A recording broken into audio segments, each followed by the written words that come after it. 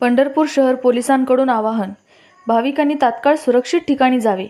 नदीच्या पात्रात आणखी 20,000 क्युसेक्स पाणी आले आहे.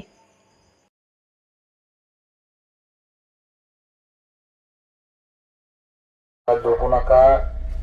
ज्याने त्याने आपल्या मठामध्ये स्थलांतर करायचंय. त्याचप्रमाणे वाळवंटात आणलेली सगळी वाहनं बाहेर काढायचे.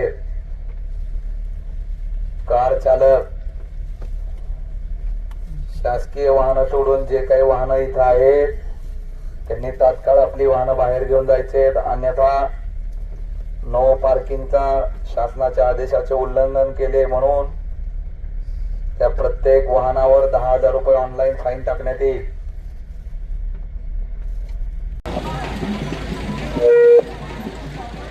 सर्व नागरिकांना पंढरपूर शहर पोलीस स्टेशन तर्फे आवाहन करण्यात येत आहे.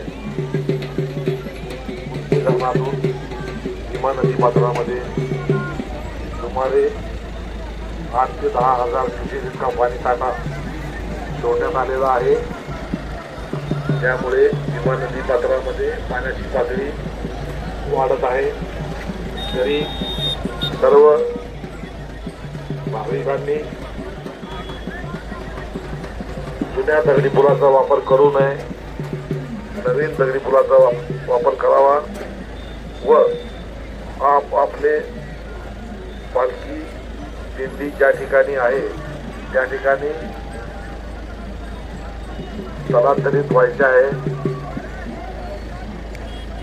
पाण्याची पातळी वाढल्यामुळे भाविकांनी आपापल्या मुलांची, वयोवृद्ध महिलांची, ज्येष्ठ नागरिकांची दक्षता घ्यायची आहे व सुरक्षित ठिकाणी त्वरित प्रभावाने स्थलांतरित व्हायचं आहे व प्रशासनाला सहकार्य करायचं आहे. त्याबाबत पोलीस प्रशासनातर्फे सर्व नागरिकांना आवाहन करण्यात येत आहे. सर्वांनी दक्षता घ्यावी व जुन्या दगडी पुलाचा वापर करू नये. नवीन पुलाचा वापर करावा असे आवाहन सर्व नागरिकांना पंढरपूर शहर पोलीस स्टेशन तर्फे करण्यात येत आहे. जय हिंद, जय महाराष्ट्र. पंढरपूर शहर पोलीस स्टेशन तर्फे आवाहन करण्यात येत आहे. भीमा नदी पात्रामध्ये थोड्या वेळापूर्वी आणखीन 22,000 क्युसेस इतका पाण्याचा साठा उजनी धरणातून सोडण्यात आलेला आहे. जुना दगडी पूल संपूर्णपणे पाण्याखाली गेलेला आहे.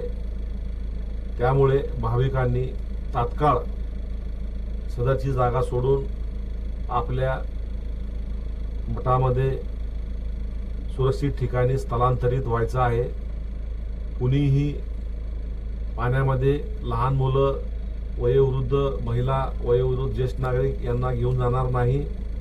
सर्वांनी हा परिसर त्वरित प्रभावाने रिकामा करून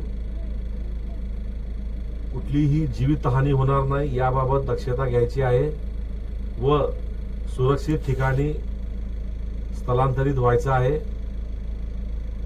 भीमा नदी पात्रामध्ये लगातार पाण्याचा प्रवाह वाढत आहे. त्यामुळे नागरिकांनी या सूचनाचं पालन करावं व प्रशासनाला सहकार्य करावं असे आवाहन करण्यात येत आहे. तरी कुणीही याबाबत दुर्लक्ष, हलगर्जीपणा करू नये. सर्वांनी सुरक्षित ठिकाणी स्थलांतरित व्हायचं आहे.